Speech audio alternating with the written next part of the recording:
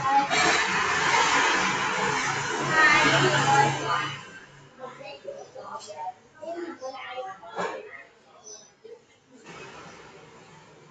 không cười quá à, em ham lắm luôn. Mày có một đống mà, cái gì mày? Không nhiều. Con để ăn gì chứ là ăn gì ăn đi con. Con không con Lấy ăn. mà, lấy nữa, lấy mà đi. Đã con uống nước mà nó để cái bàn xuống rồi đã. Dạ. Chai nó uống cho nó thành đỡ hơn.